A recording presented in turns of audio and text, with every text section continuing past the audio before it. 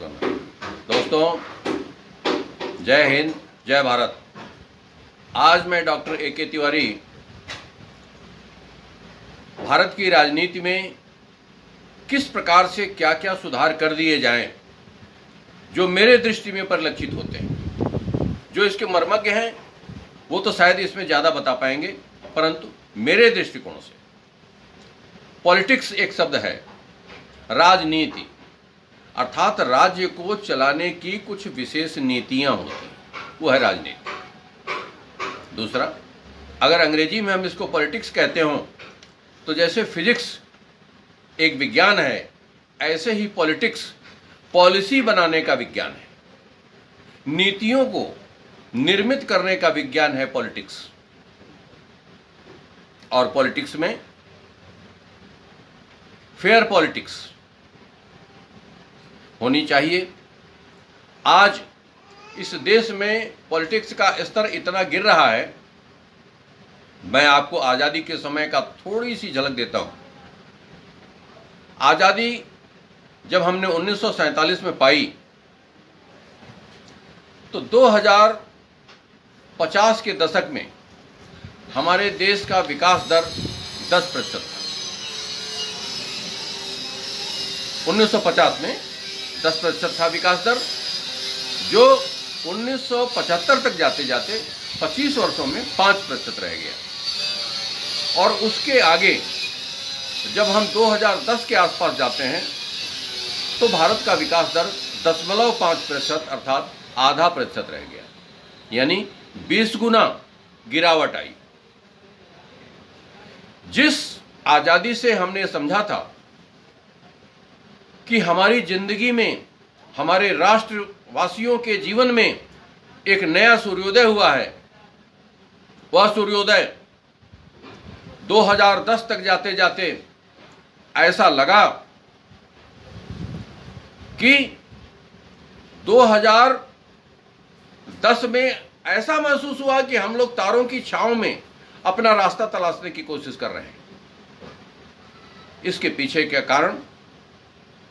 सिर्फ इस देश की राजनीति है, जो मेरा विश्लेषण है। आपके देश में एक आदमी पार्षद बनता है, उसकी अलग पेंशन लेता है, विधायक बनता है, उसकी अलग पेंशन लेता है, और MP बन जाता है तो उसकी अलग पेंशन लेता है। अर्थात अगर कोई व्यक्ति राजनीति के क्षेत्र से इन तीनों क्रमों से होकर गुजरे तो उसकी 3 प्रकार की पेंशन बन जाती है। और अल्पकाल में इतनी बड़ी पेंशन, राजनीति के उस पड़ाव पर सारे दल एक हो जाते हैं और ध्वनि मत से सब एक दूसरे की तनख्वाह को बढ़ाने का प्रस्ताव पारित कर देते हैं। यूं तो विपक्ष और खींचातानी रोज की चलती है। आज देश में विकास चाहिए, पॉलिटिक्स हो परंतु मुद्दों पर आधारित हो।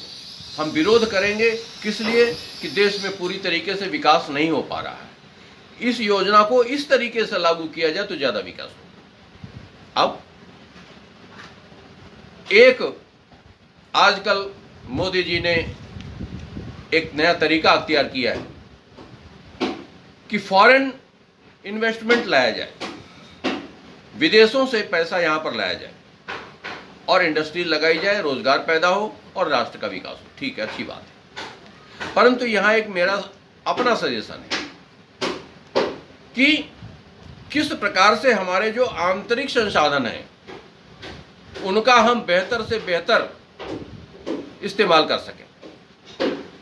आज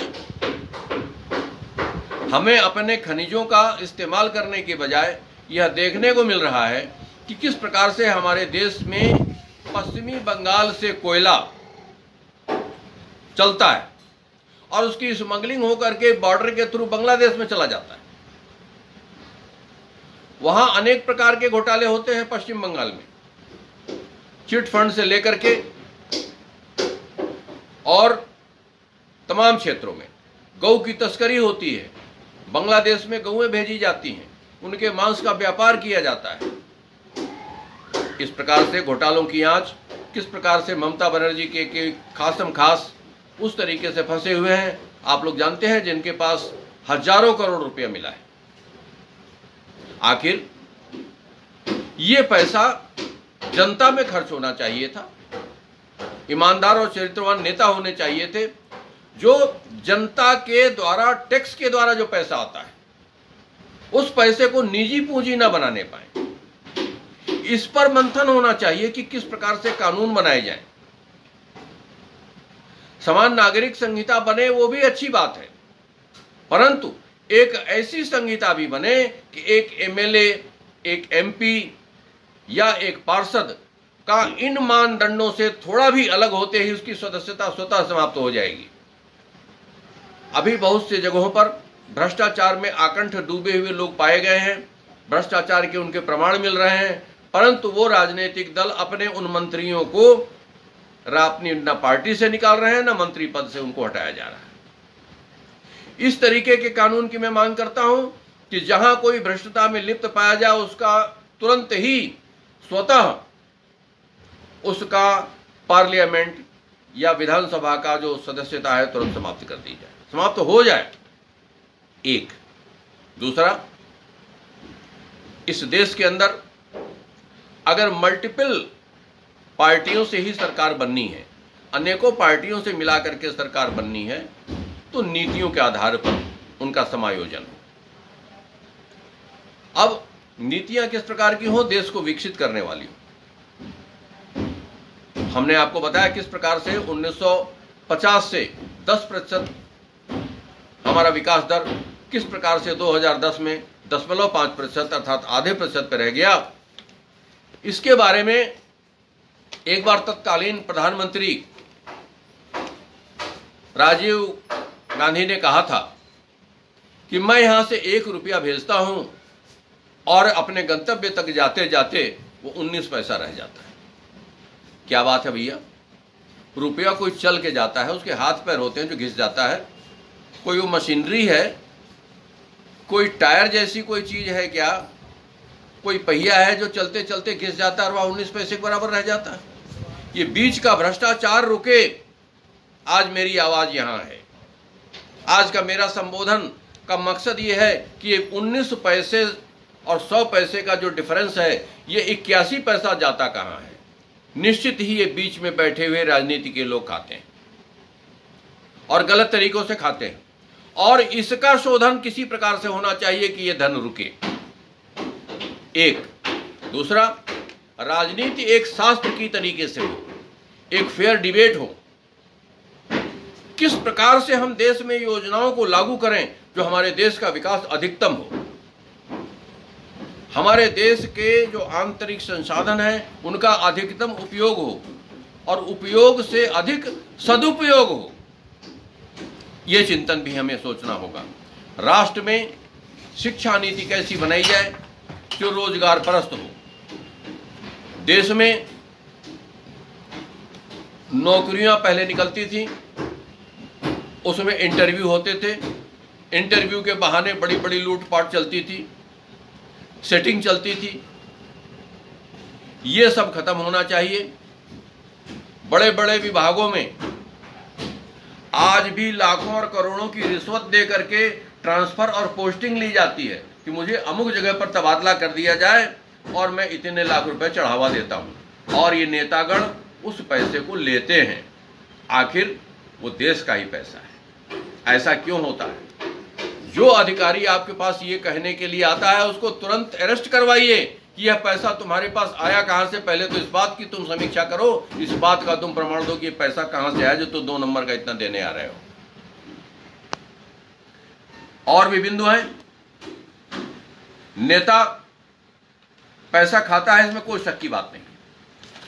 और हम देखते हैं कि सर्वदलीय जो सरकारें हैं किस प्रकार से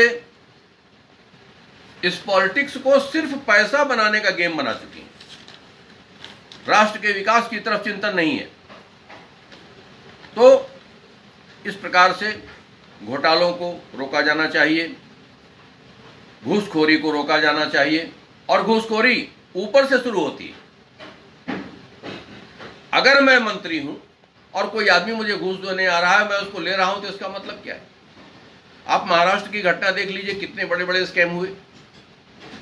ये तब हुए जब उन पार्टियों की सरकार थी जो बीजेपी से अलग बाकी दल है, चाहे उसमें शिवसेना रही हो, नेशनलिस्ट कांग्रेस पार्टी रही हो, एनसीपी शरद पवार की, या उसमें कांग्रेस रही हो।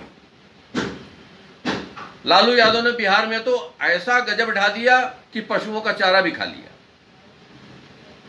ऐसा किया बिहार में लालू यादव ने कि रेलवे मंत्रालय में रहते हुए जब रेल मंत्री थे तो उन्होंने घूस के रूप में जमीन ले ली, दूसरों से जमीन अनुदान ट्रांसफर करा लिया कि हम इनको वो क्या बोलते हैं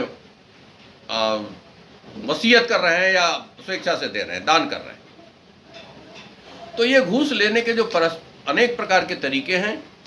देश से टैक्स लिया जाता है देश के विकास के लिए, और मैं ये भी जानता हूं कि देश के कम से कम 80% लोग टैक्स नहीं देते हैं। जो 20% लोग टैक्स पेयर्स हैं या उससे भी कम हैं, उनके पैसे का सदुपयोग बहुत तरीके से कर लिया जाए तो हमारी देश की आर्थिक तरक्की बहुत जल्दी संभव हो जाएगी। अब 2-3 पॉइंट्स में जल्दी कर देता हूं कि एक तो जीडीपी बढ़ाने के लिए राजनीति से भ्रष्टता रोकी जाए।